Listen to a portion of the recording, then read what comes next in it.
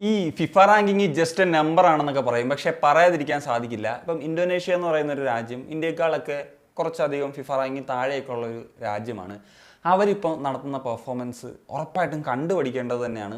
അതിപ്പം ഏഷ്യൻ കപ്പിൽ അവർ ആദ്യമായിട്ട് ആണ് ഇത്തവണ നടന്ന 2024 നടന്നിട്ടുള്ളതിൽ റൗണ്ട് ഓഫ് 16 യോഗ്യത നേടിയിട്ടുണ്ടായിരുന്നു. വിയറ്റ്നാമിനെയൊക്കെ പരാജയപ്പെടുത്തിയിട്ടുള്ള ഒരു സാഹചര്യമൊക്കെ ഉണ്ടായിരുന്നു. നന്നായിട്ട് പെർഫോം ചെയ്തിരുന്നു. ഇപ്പോൾ ഇതാ അണ്ടർ 23, നമ്മളെപ്പോഴും പറയുന്നൊരു കാറ്റഗറിയാണല്ലോ അണ്ടർ 23. ആ അണ്ടർ 23ൽ AFC അണ്ടർ 23 ഏഷ്യൻ കപ്പിൽ അവർ സെമി ഫൈനൽ വരെ പോയി എന്നുള്ളൊരു കാര്യമാണ്. അത് ഉറപ്പായിട്ട് എനിക്കതൊരു കണ്ടൻറ്റായിട്ട് ചെയ്യണമെന്ന് തോന്നി. കാരണം നമ്മളെപ്പോഴും ഈ പറഞ്ഞാൽ അണ്ടർ 23 എന്ന് പറഞ്ഞുകൊണ്ട് സംസാരിക്കാറുണ്ടല്ലോ. സോ ഈ ഇന്തോനേഷ്യ എന്ന് പറയുന്നൊരു ടീമിൻ്റെ ഈ ഒരു തരത്തിലുള്ള പെർഫോമൻസ് പറ്റുന്നത്, അത് ഞാൻ നോക്കിയ സമയത്ത് ഇപ്പം സൗത്ത് കൊറിയയൊക്കെ അവർ ക്വാർട്ടർ ഫൈനൽസിൽ പരാജയപ്പെടുത്തിയിട്ടാണ് സെമി ഫൈനൽസിലേക്ക് യോഗ്യത നേടിയത്. ആദ്യം ഖത്തറിനെതിരെ ഗ്രൂപ്പ് സ്റ്റേജിൽ ഒരു മത്സരം പരാജയപ്പെട്ടിട്ടാണ് തുടങ്ങുന്നത്. പിന്നീട് ഓസ്ട്രേലിയ 1-0, ജോർദനെ 4-1 പരാജയപ്പെടുത്തിയാണ് ക്വാർട്ടർ ഫൈനലിൽ എത്തിയത്. ക്വാർട്ടർ ഫൈനലിൽ സൗത്ത് കൊറിയക്കെതിരെ 2-2 എന്ന നിലയിൽ മത്സരം അവസാനിച്ചത്. അതിനുശേഷം പെനാൽറ്റി ഷൂട്ടൗട്ടിലാണ് ഇന്തോനേഷ്യ വിജയിക്കുന്നത്. അത് രണ്ട് തവണ ഇന്തോനേഷ്യ ആ ഒരു മത്സരത്തിൽ ലീഡൊക്കെ നേടിയിട്ടുണ്ടായിരുന്നു എന്നുള്ളതാണ്. പിന്നെ ഉസ്ബെക്കിസ്ഥാനെതിരെ തോറ്റാണ് പുറത്താകുന്നത്. പക്ഷേ ഞാനൊരു കാര്യം പരിശോധിച്ചപ്പം ഈ ഒരു ടൂർണമെൻറ്റ് വിജയിച്ചത് ജപ്പാനാണെങ്കിലും ഉസ്ബെക്കിസ്ഥാനാണ് ഏറ്റവും നല്ല പെർഫോമൻസ് ഈ ഒരു ടൂർണമെൻറ്റിലുടനീളം നടത്തിയിട്ടുള്ള ടീം. കാരണം ഫൈനൽ വരെ അവർ ഒരു ഗോൾ പോലും വഴങ്ങാതെ മറ്റുമാണ് വന്നിട്ടുള്ളായിരുന്നത്. അതുപോലെ തന്നെ ഏതാണ്ട് 14 ഗോളുകൾ ഉസ്ബെക്കിസ്ഥാൻ ആ ഒരു ടൂർണമെൻറ്റിലുടനീളം സ്കോറും ചെയ്തിട്ടുണ്ടായിരുന്നു. ഏറ്റവും കൂടുതൽ ഗോളുകൾ മറ്റാണെന്ന് തോന്നുന്നു.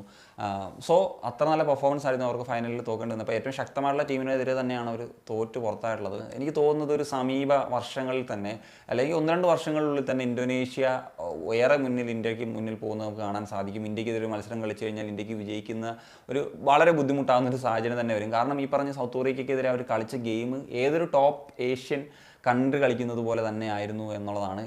ആസിയാൻ റീജിയനിൽ ഒരു ബെസ്റ്റ് ടീമായി ഒക്കെ മാറാനുള്ള കേപ്പബിലിറ്റി അവർ കാണിക്കുന്നുണ്ട്. അതാണ് അവരൊരു ഡെവലപ്മെൻറ്റ് കണ്ടില്ലേ.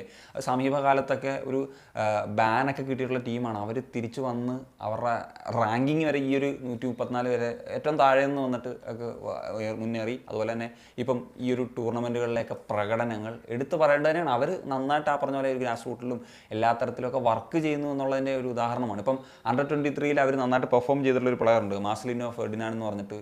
അവരുടെ ടോപ്പ് സ്കോറായിരുന്നു.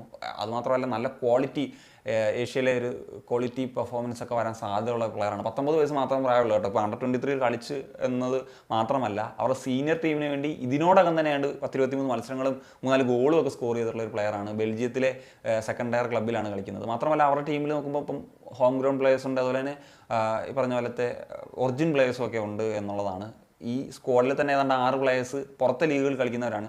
ഈ പ്ലെയർ മാത്രമാണ് ബെൽജിയത്തിലെ സെക്കൻഡ് ഡിവിഷനിൽ കളിക്കുന്നത്. ബാക്കി ഡച്ചിലെ ടോപ്പ് ടയറിൽ കളിക്കുന്ന 2 പ്ലെയർ ഉണ്ട്. അതുപോലെ തന്നെ ലീഗ്, അത് കൊറിയൻ ലീഗിലും അതുപോലെ തന്നെ ലീഗ്, ജപ്പാൻ ലീഗിലും ഒക്കെ കളിക്കുന്ന പ്ലേയേഴ്സ് ഇവരുടെ ടീമിലുണ്ട് എന്നുള്ളതാണ്. നമ്മൾ ഈ ഒരു ഫിഫ കലണ്ടറിൽ മലേഷ്യക്കെതിരെ ഒരു മത്സരം കളിച്ചിരുന്നു. അതിലൊരു മത്സരം നമ്മൾ തോൽക്കുക, ഒരു മത്സരം സമനിലയൊക്കെ ആകുകയും ചെയ്തിരുന്നു. ആ മലേഷ്യയുടെ പ്രകടനം എന്ന് വെച്ച് കഴിഞ്ഞാൽ 3 മത്സരം അവർ പരാജയപ്പെടുകയായിരുന്നു എന്നുള്ളതാണ്.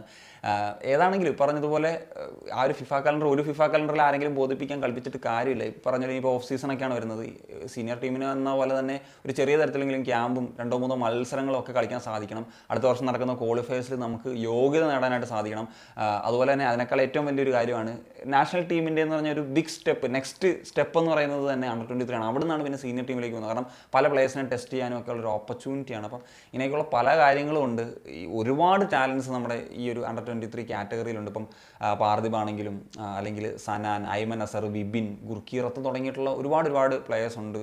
ബംഗളൂരുവിൻ്റെ ഷിവാൾഡോ എന്നൊക്കെ പറയുന്ന പ്ലേയേഴ്സ് ഉണ്ട്. അങ്ങനെ അതിനെയൊക്കെ ഐഡൻറ്റിഫൈ ചെയ്ത് മുന്നോട്ട് കൊണ്ടുപോകുക എന്നുള്ളൊരു ഫാക്ടറുണ്ട്. എനിക്കിപ്പോൾ ഈ ഇന്തോനേഷ്യയുടെ പ്രകടനം വന്ന സമയത്ത് ഈ അണ്ടർ 23യുടെ ഒരു ഇമ്പോർട്ടൻസ് എത്രത്തോളമാണ് എന്നുള്ള തരത്തിലൊരു വീഡിയോ ചെയ്യണമെന്നുണ്ടായിരുന്നു. കാരണം പലപ്പോഴും നമ്മൾ അതിനെപ്പറ്റിയൊക്കെ സംസാരിക്കുന്നതാണല്ലോ. അങ്ങനെയാണ് ഈ ഒരു വീഡിയോസ് ചെയ്തത്. അപ്പോൾ നമ്മൾ ഈ പറഞ്ഞ പോലെ അണ്ടർ 23 ഡിമാൻഡിങ് ആകുക as an Indian football fan എന്ന നിലയിൽ സോഷ്യൽ മീഡിയ പ്ലാറ്റ്ഫോമിൽ സീനിയർ ടീമിനെ മാത്രമല്ല, ആ ഒരു ഉദ്ദേശം കൂടിയുണ്ട് ഈ ഒരു വീഡിയോ ചെയ്തതിൽ. മൊത്തത്തിൽ ഡിമാൻഡിങ് ആണ്, KBFC പെർസ്പെക്റ്റീവിലാണെങ്കിലും നാഷണൽ ടീം പെർസ്പെക്റ്റീവിലാണെങ്കിലും. സോ അതാണ് നമ്മളുടെ അവസ്ഥ. So that's it guys. അപ്പം നിങ്ങളുടെ ഒപ്പീനിയൻസ് ഉറപ്പായിട്ടും കമ്പോസ് ചെയ്യാൻ കാണിക്കാൻ.